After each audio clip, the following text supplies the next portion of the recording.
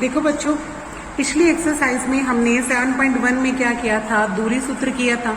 अब जब 7.2 की बारी है, इसमें हम क्या करेंगे, विभाजन सूत्र। ठीक है, 7.2 किसके ऊपर बेस्ड है, विभाजन सूत्र पे। तो हमने इसमें क्या सीखना है, विभाजन सूत्र, जिसको हम इंग्लिश में क्या बोलते हैं, सेक्शन फार्मूला। देखो इसमें क्या होता है कि आपके पास कोई रेखाखंड दे रखा होता है, ए बी मान लो उसका नाम।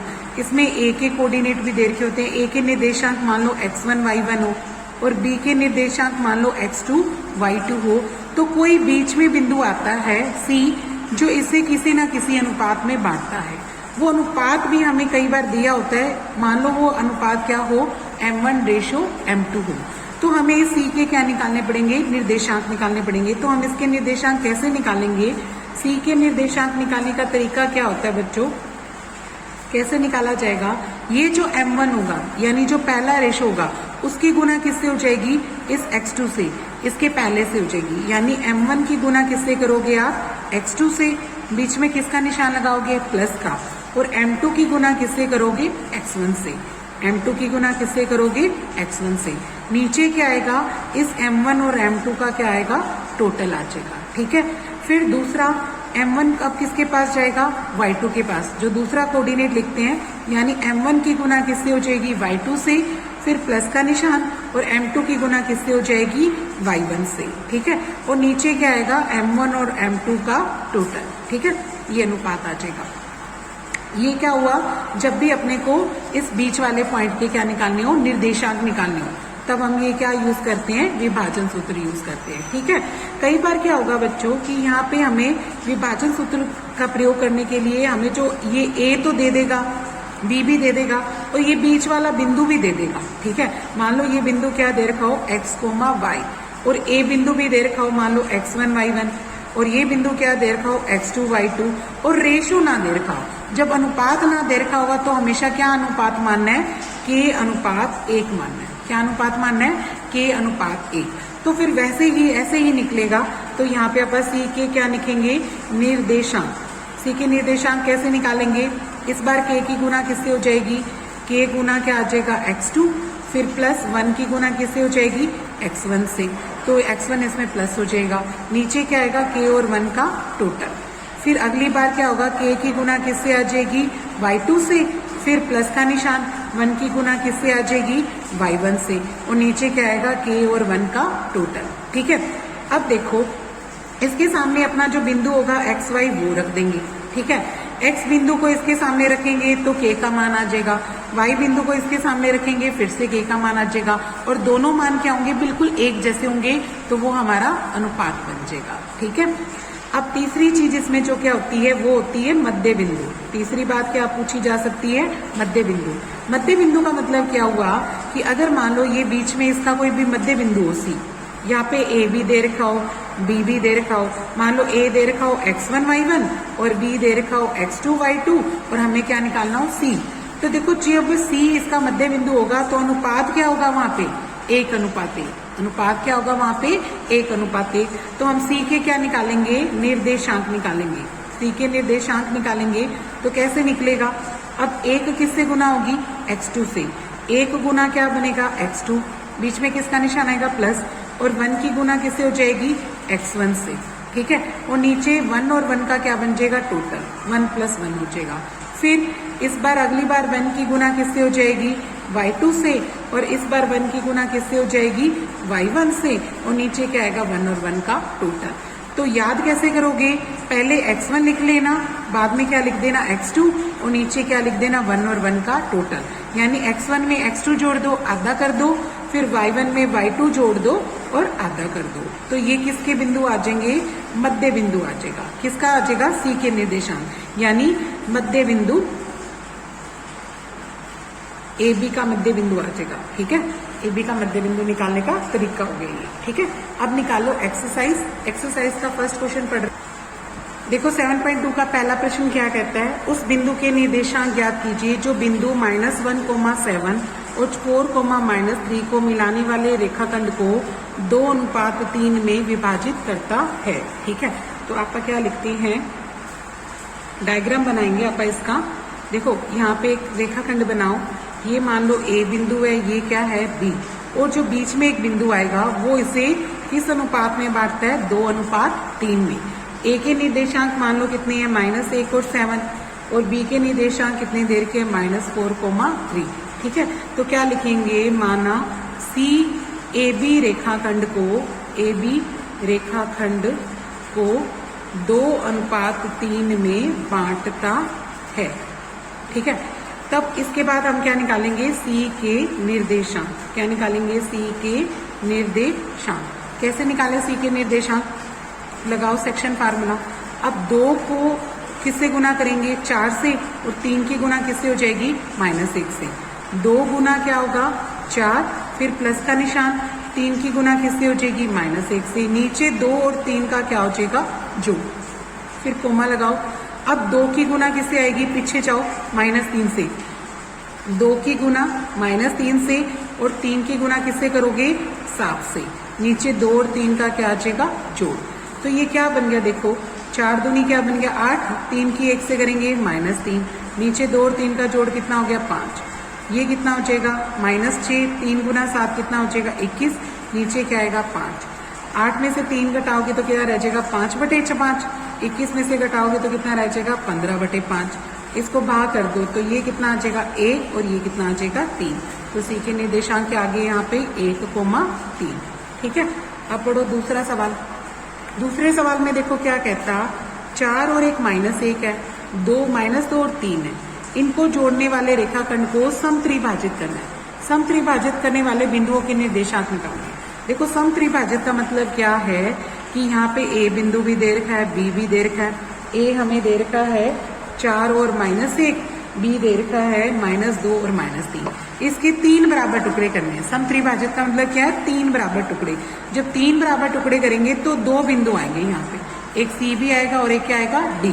ठीक है, क्या लिखेंगे आपका क्वेश्चन में, माना सी, डी ए बी को समत्रिभाजित करता है, समत्रिभाजित करता है।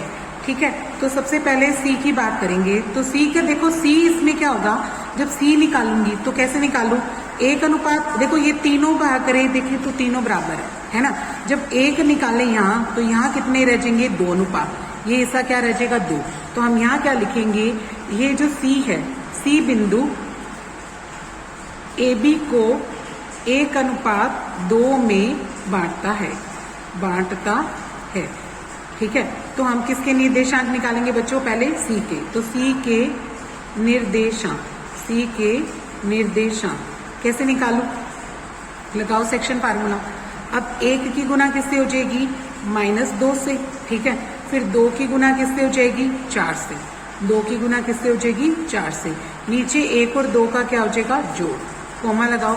अब 1 की गुना किससे हो जाएगी, -3 से, फिर प्लस का निशान। 2 की गुना किससे हो जाएगी, -1 से, और नीचे क्या आएगा, 1 और 2 का जोड़। ठीक है, अब करो, ये गुना क्या आएगी, -2, और 2 गुना 4 कितना होता है, 8, नीचे 1 और 2 कितना होता है, 3, कोमा। ये क्या आएगा, -3, 2 गुना 1 क्या होता है, -2, नीचे क्या आएगा, 3। ये क्या बन जाएगा, 6/3, और ये क्या बन जाएगा, -5/3। 6/3 को भाग करो तो 2 पे कट गया, तो ये आया 2, और ये क्या आ गया, -5/3। ठीक है, तो ये सी के निर्देशांक को आ गए। इसी तरीके से आप क्या करेंगे, डी के भी निकालेंगे। जब डी के निकालेंगे तो यहाँ ए लिखा, यहाँ बी लिखा, यहाँ डी लिख दो, यहाँ सी है। ठीक है, ये ए हमें दे रखा है 4, -1, बी दे रखा है -2, -3।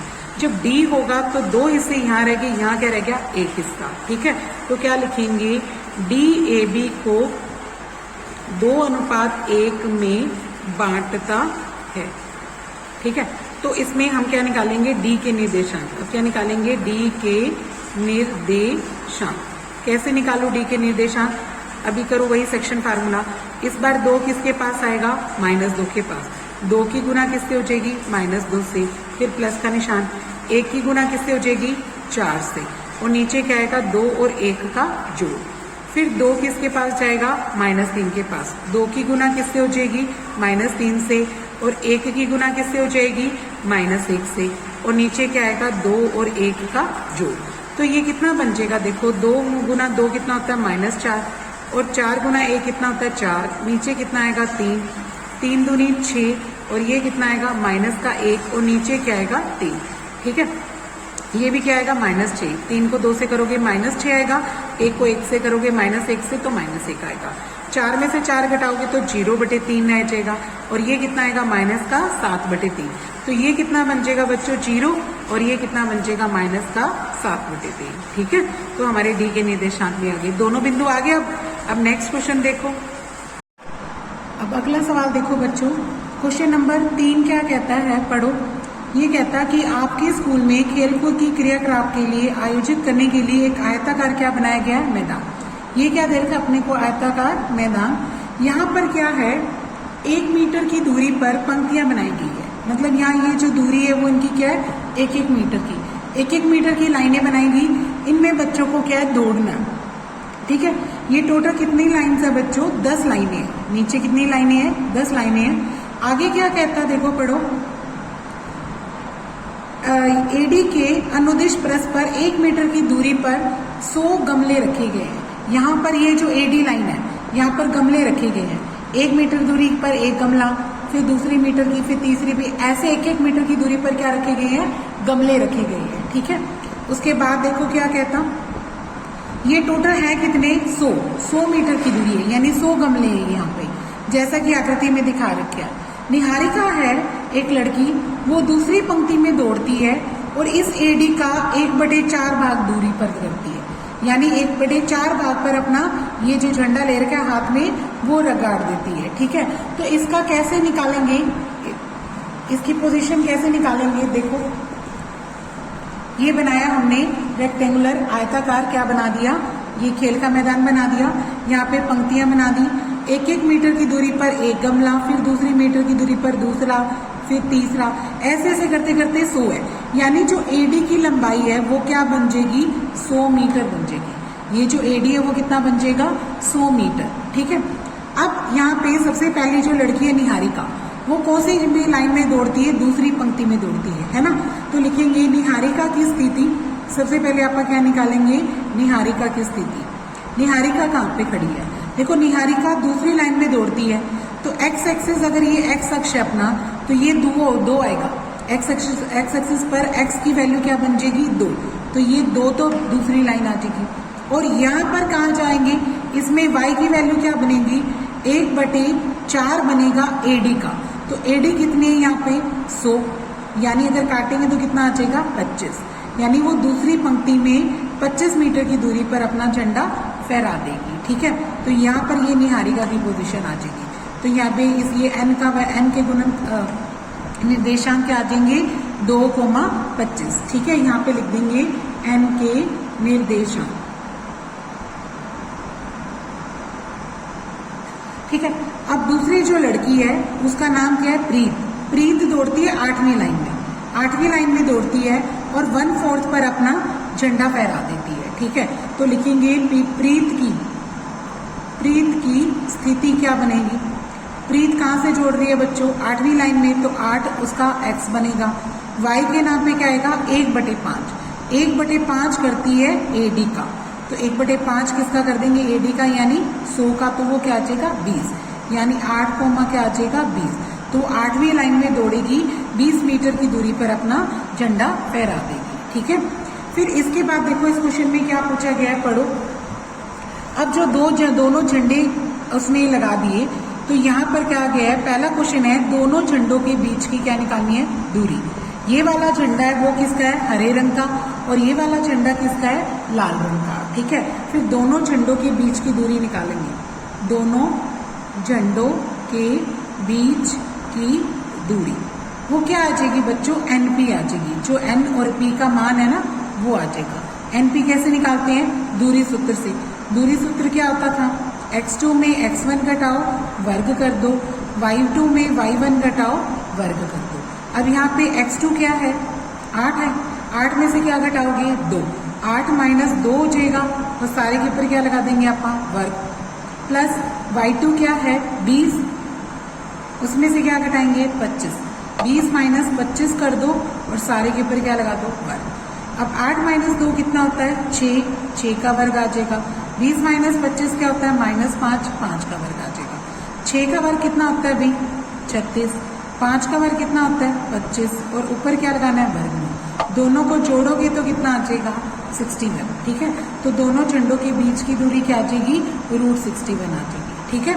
इसके बाद क्या कहता है देखो, आगे पढ़ो, देखो क्या कहता है। इसके बाद वह बोलता है यदि रश्मि को एक नीला झंडा दे दिया जाए तो वो दोनों झंडों को मिलाने वाले रेखाखंड की ठीक बीचों बीच झंडा गाड़ती है। तो बताओ कि उसने झंडा कहाँ गाड़ा। तो देखो जो रश्मि है वो इन दोनों झंडों के बीच में गाड़ती है, ठीक है। ये n है और ये क्या है p।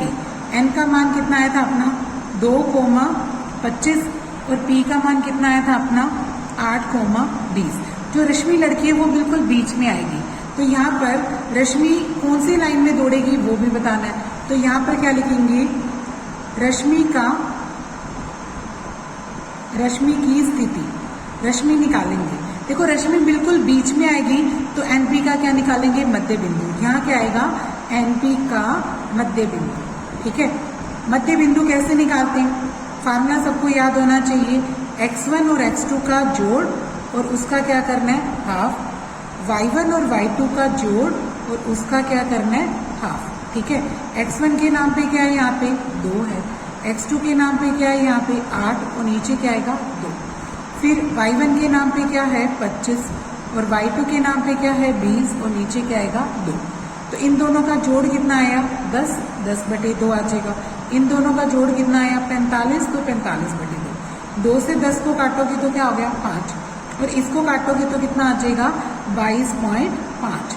इसका मतलब क्या हुआ वो 5वीं पंक्ति में दौड़ेगी और 22.5 मीटर की दूरी पर अपना झंडा गाड़ देगी, ठीक है। लास्ट में लिखेंगे रश्मि 5वीं पंक्ति में दौड़ती है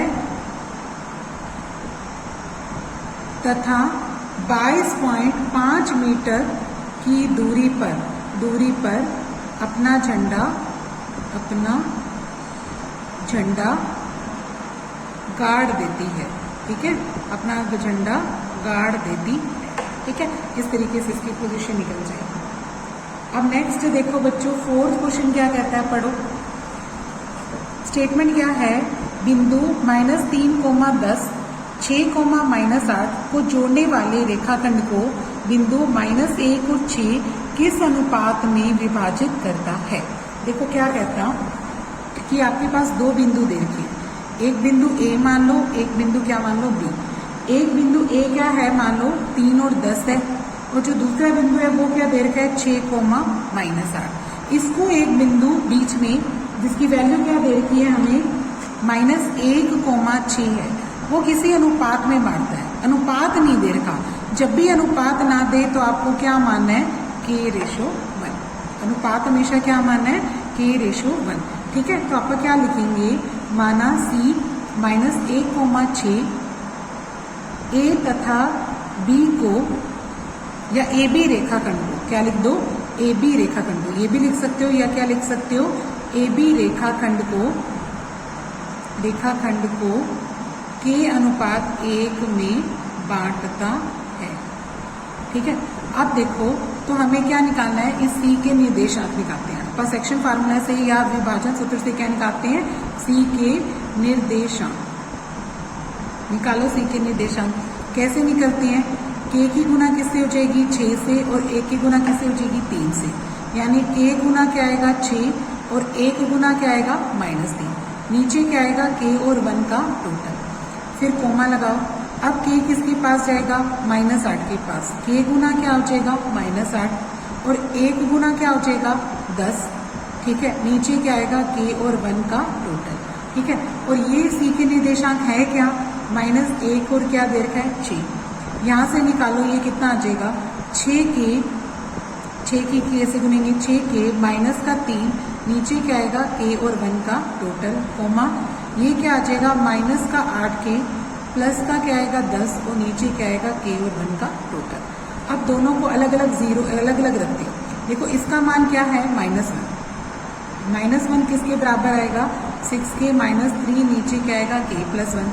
और ये जो 6 है वो किसके बराबर आएगा, माइनस का 8k प्लस 10, नीचे क्या आएगा k प्लस 1। अब देखो ये जो k है इधर गुना ले जाओ, -1 की गुना किससे हो जाएगी, k प्लस 1 से।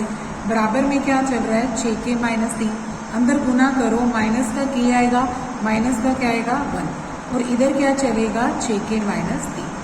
अब -1 है, ये जो 3 है वो इधर आके क्या हो जाएगा बच्चों प्लस, और ये जो k है वो इधर जाके क्या हो जाएगा प्लस। तो 6 और 1 कितना हो जाएगा 7k हो जाएगा। 3 में से 1 घटाओगे तो कितना रह जाएगा 2, तो यहाँ पे k का मान कितना आ जाएगा 2/7। अब यहाँ पे भी करो, ये जो k 6 है वो k के साथ गुना हो जाएगा, यहाँ पे जो k प्लस 1 है उसकी गुना किससे कर दो 6 से, और यहाँ क्या चल रहा है माइनस का 8k प्लस क्या चल रहा है 10, अंदर गुना करो 6k जमा क्या आएगा 6, ये कितना आएगा 8k जमा 10। अब ये जो 8k है वो उधर लाके क्या कर लो प्लस, ये जो 6 है उधर ले जाके क्या कर लो माइनस। 8 और 6 कितना हो जाएगा 14 की, 10 में से 6 घटाओगे तो कितना रह जाएगा 4, तो k का मान क्या आएगा 4/14, काटोगे तो वही आ जाएगा 2/7। ठीक है, यानी जो c है -1,6 AB को 2:7 में बांटता है। कितने रेशो में बांटता है 2:7 में, ठीक है बांटता है। तो यहाँ तक करेंगे, आगे अपन नहीं